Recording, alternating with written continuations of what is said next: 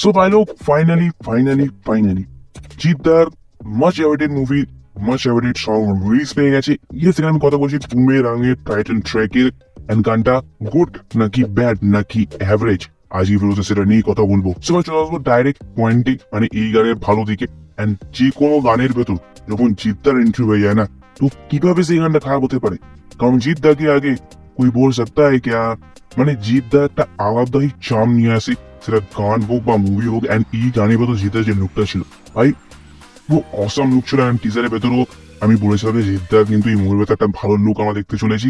And এই গানের ভেতর প্রত্যেকটা ঘ্যাম্পা টাইপের লুক ছিল। আর জিদ্দার পাশাপাশি এই গানের ভেতর কিন্তু একটা, তুমি যদি হেডফোন লাগিয়ে শোনো, একটা রোবোটিক টিউনও তুমি কিন্তু খুঁজে পাবে।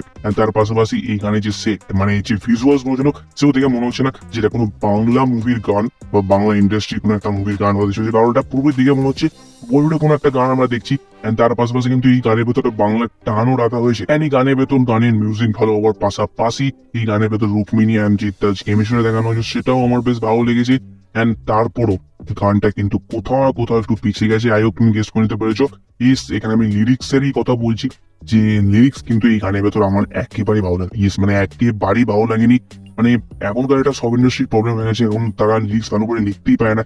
এত যদি জিদ্দার আগের মুভির গানগুলো তুমি শোনো, তুমি স্যার লুপে চালিয়ে শোনো, মানে এত ভালো লিরিক্স হতো সেই গানগুলোর, এত ভালো মিউজিক হতো। বাট এইখানে কিন্তু লিরিক্স আমার একদমই পছন্দ হয়নি। মানে ভিজুয়ালি যতটা ভালো লেগেছে, শুনতে দিক ততটাই খারাপ লেগেছে। মিউজিকের দিক দিয়ে বলছি না, আমি লিরিক্সের দিক দিয়ে বলছি। আর লিরিক্স এই গানের মতো আমার একদমই ভালো লাগেনি। মানে এখন একটা লিরিক্স দিয়ে ভাই একটা পুরো গান বানিয়ে দিচ্ছে। তো লিরিক্সের দিক থেকে এই গানটা পুরোপুরি ডিসঅ্যাপয়েন্টিং লেগেছে আমার। বাট গান দেখে কোনো মুভিকে জাজ করা একেবারেই উচিত নয়। বাট তারপরও আমরা ট্রেলারের জন্য ওয়েট করবো। এন্ড টিজারটা দেখে যতটুকু আমি বুঝলাম যে এই মুভিটা একটা গুড ভাইবস দিচ্ছে।